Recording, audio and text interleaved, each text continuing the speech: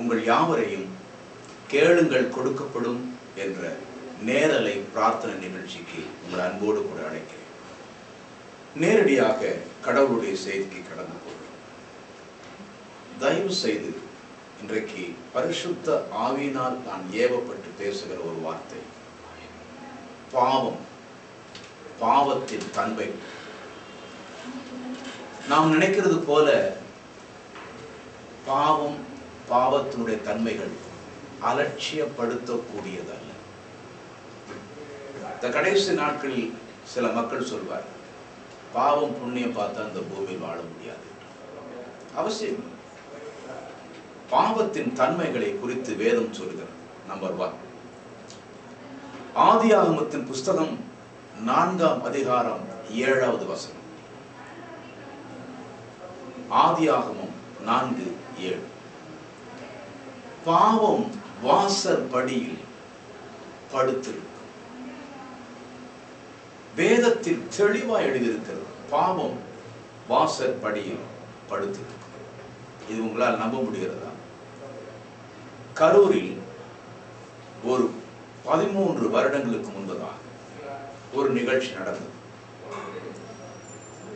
ஒரு லாரி வேகமாக போய்கொண்டிருக்கும் பொழுது ஒரு மனிதனை அப்படியே நடு ரோட்டில் அவன் மீது ஏறி அவனை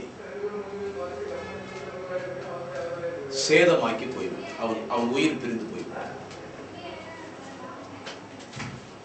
எவ்வளவோ துப்பு தொலைக்க பார்க்கிறார்கள், தடையும் தெரியவில்லை. செய்தித்தாளில் வந்த ஒரு நிகழ்ச்சி. 8 வருடம் கழித்து காவல் நிலையத்தில் ஒரு ஆள் வந்து சொன்னார், இத்தனை வருடங்களுக்கு முன்பதாக ஒரு நாள் இரவு ஒருவன் அடிபட்டு மரித்து போனான். அந்த லாரி ஓட்டுநர் நான் தான். தயவு செய்து என்னை கைது செய்யுங்கள் என்று காவல் அதிகாரிகளுக்கு சொன்னார்.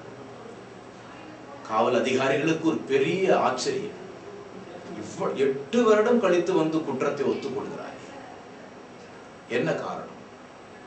அவர் சொன்னார், ஒவ்வொரு இரவும் நான் படுக்கைக்கு போகும் பொழுது, ஒவ்வொரு இரவிலும் அந்த மனிதன் மரண ஓலம் என் காதில் கேட்கும்.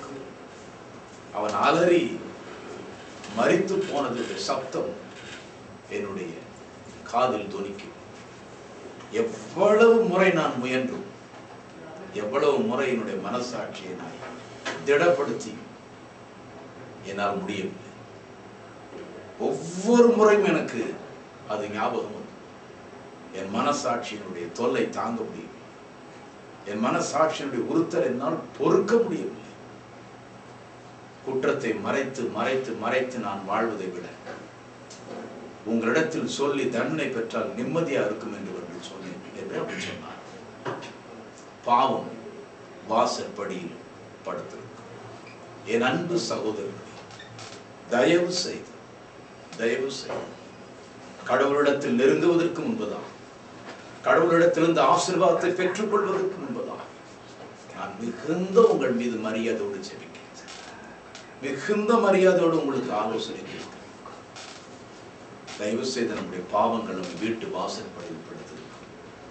அது இன்றில்லாவிட்டாலும் என்றாவது ஒரு நாள் அதற்கு ஏற்ற விளைவை நமக்கு கொடுக்கும். பாவத்தின் தன்மை, அந்த நாட்கள் போய்விடும். பாவம் செய்த நபர்கள் போய்விடுவார்கள். பாவம் செய்த நாட்கள் போய்விடும். ஆனால் பாவம் வீட்டு வாசற்படியில் படுத்திருக்கும். This is the word of God. இது தேவனுடைய வார்த்தை. பாவத்தின் தன்மை அந்த வீட்டை சுற்றி சுற்றி வரும் வாசற்படியில் படுத்திருக்கும் என்று சொல்றார். 2வது, என்னாகமத்தின் புஸ்தகம் 32ஆம் அதிகாரம் 23வது வசனத்தை வாசித்து பாருங்கள். உங்கள் பாவம் உங்களை தொடர்ந்து பிடிக்கும். உங்கள் பாவம் உங்களை தொடர்ந்து பிடிக்கும். ஆச்சரியமான வார்த்தை. பொய் சொல்லாத தேவனுடைய உதட்டில் இருந்து வருகிற வார்த்தை. மனிதர்கள் நாம் பாவம் செய்து விடுகிறோம். வேறு ஊர்களுக்கு போய் விடுகிறோம். முடிந்தால் வேறு நாட்டிற்கு தப்பித்து போய் விடுகிறார்கள். யோசித்து பாருங்கள், அதோடு முடிந்ததா? இல்லை. சில பிரசித்தி பெற்ற நாட்டு தலைவர்கள், நாட்டு அதிபர்கள் சமீபத்தில் நடந்த சில நிகழ்ச்சிகளை தொலைக்காட்சியிலும் செய்தித்தாளிலும் படித்திருக்கிறேன். அவர்கள் எவ்வளவு ஜாக்கிரதையாய், எவ்வளவு பாதுகாப்பாய் அவர்கள் மறைந்திருந்தால் எப்படியோ அவர்கள் அகப்பட்டு அதற்கு உரிய தீர்வை பெறுகிறார். இது என்ன அர்த்தம்? நாம் செய்கிற பாவம் நம்மை தொடர்ந்து பிடிக்கும். தலைமுறையாய் அவர்களுடைய பாவங்கள் தொடர்ந்து பிடிக்கும். கொஞ்சம் யோசித்து பாருங்கள். வேதம் பரிகாசம் செய்யக்கூடிய ஒரு புஸ்தகம் அல்ல. வேதம் பகடி பேசுகிற ஒரு புஸ்தகம் அல்ல. 100%. Every word which is proceed from the mouth of God is 100% truth or fact. நம்முடைய சிந்தனைக்கு இன்னொரு தடவை இரண்டாவது பாவத்தின் தன்மை அதை நம்மை தொடர்ந்து பிடிக்கும். அது நம்மை தொடர்ந்து வரும் என்று எழுதப்பட்டது. மூன்றாவது, யோபுவின் புஸ்தகம் 20ஆம் அதிகாரம் 11வது வசனம். அதில் பாவத்தினுடைய மூன்றாவது தன்மையை குறித்து தூய ஆவியானவர் எழுதி வைத்திருக்கிறார். யோபு 20:11. எலும்புகள் வால வயதின் பாவத்தினால் நிறைந்திருக்கிறது. எலும்புகள் வால வயதினுடைய பாவத்தினால் நிறைந்திருக்கிறது. வால வயது என்றால் யூத், வாலிபர் வயது. இளைஞர்கள், வாலிபர்கள் அளவிட்டால் நாம் இள வயதில் செய்த பாவங்கள் அப்படியே போய்விட்டது என்று நாம் நினைத்துக் கொண்டிருக்கிறோம். ஆனால் வேதம் சொல்கிறது அது நம்முடைய எலும்புகளுக்குள் அடைப்பட்டிருக்கிறது. நம்முடைய எலும்புகளுக்கு என்ன இருக்கிறது? மேரோ என்று சொல்லப்படுகிற ஊன், மஜ்ஜை இருக்கிறது. According to the medical wise நம்முடைய இரத்தத்தினுடைய உற்பத்தி அந்த மஜ்ஜையில் இருந்து தான் உருவாகிறது. அந்த இடத்தில் ஆகவே தான் இன்றைக்கு பாருங்கள், வியாதி என்று சொல்லும் பொழுது இரத்த பரிசோதனை செய்கிறோம். பரம்பரையாய் வருகிற வியாதி இரத்தத்தில் இருக்கிறதாக பரிசோதனை செய்கிறார். அந்த இரத்தத்தினுடைய ஊற்று உறைவிடம் எது? மேரோ, எலும்புக்குள் இருக்கிற மஜ்ஜை. வேதம் சொல்லுகிறது நாம் செய்கிற பாவங்கள் நம் எலும்புகளுக்குள் அடைப்பட்டிருக்கிறது. என் அன்பு இளைய சமுதாயமே, நாம் பயன்படுத்துகிற ஸ்மோக்கிங், லிக்கர், ஆல்கஹால், போதை வஸ்துக்கள் எல்லாம் நம்மை அறியாமலேயே நம்முடைய எலும்புகளில் போய் தங்கிவிடுது.